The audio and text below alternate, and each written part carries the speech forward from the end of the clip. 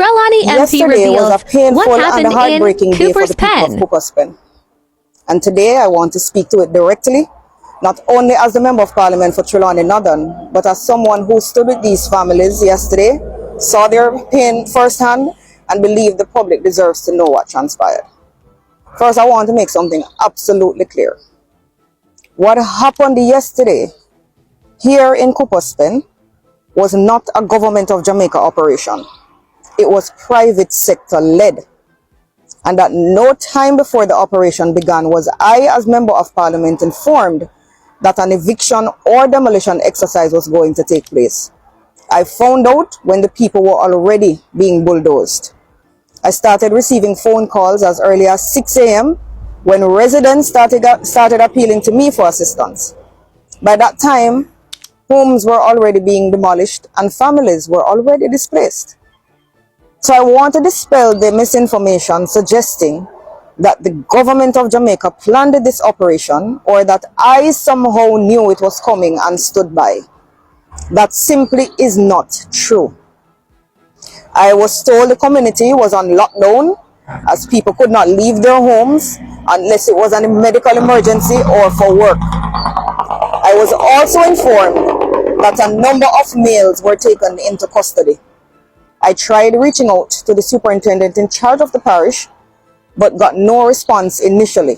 Sometime after, the super returned my call and informed me that court documents were showed to the police for assistance in the operation. The dispute over these lands has existed for many years and predates my tenure as Member of Parliament. Based on the certificate of title obtained from the National Land Agency's website, the property is registered to New Falmouth Resorts Limited. It is therefore understood that yesterday's operation was undertaken on behalf of that private landowner. Now, I also want to be very responsible in what I say. I do not condone informal occupation of land. I have never done so. The people of Wakefield know the position I have consistently taken because I believe communities must be developed in an orderly and lawful manner. Land ownership matters, property rights matter, and the rule of law matters. But here is where I draw the line. The rule of law and basic humanity are not enemies. You can respect property rights and still respect people. You can recover possession of land without stripping another human being of dignity. The government of Jamaica cannot simply dictate to a private landowner how that owner should deal with his or her property within the confines of the law. But surely, as Jamaicans, we can expect that our people will be treated humanely. A 3-day-old baby should never have been placed in a bath pan and put outside while her mother, who had just undergone a cesarean section, was forced out of her home. A student should not have to search for a laptop that was reportedly taken while her home was being invaded. Residents should not have to report that goods were looted from their businesses or that money disappeared from their establishments. And people should not have to watch their possession being destroyed when they are already experiencing the trauma of losing the place they called home. There was a better way to do this. If possession of the property was legally to be recovered, then people could have been afforded reasonable notice and a meaningful opportunity to remove themselves and their belongings. That would not have changed who owned the land.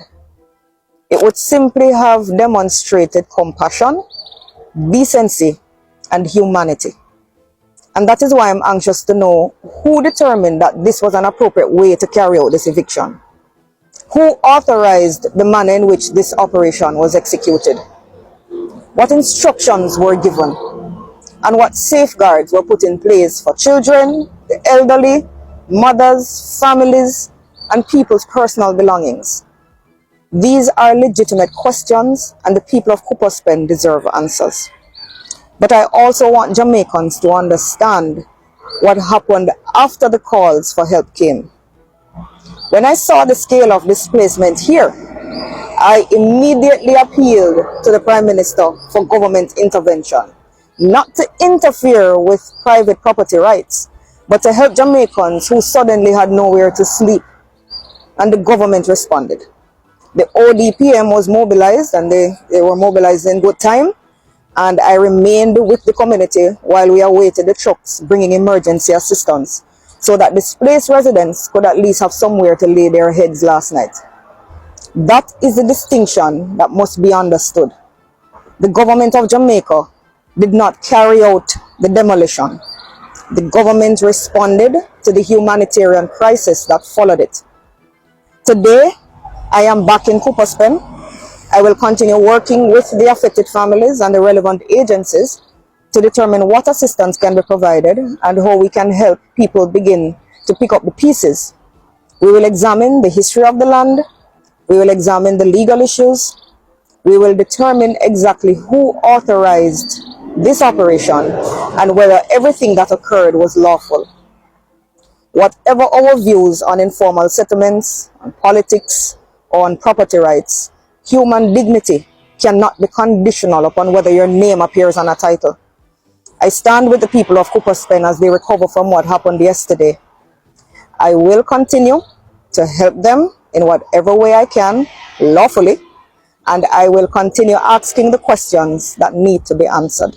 Because things could have been done differently, things should have been done differently. And I hope what happened in Cooperspen will remind all of us that even when exercising a legal right, there is room for humanity. My name is Tova Hamilton, Member of Parliament for Trelawny Northern.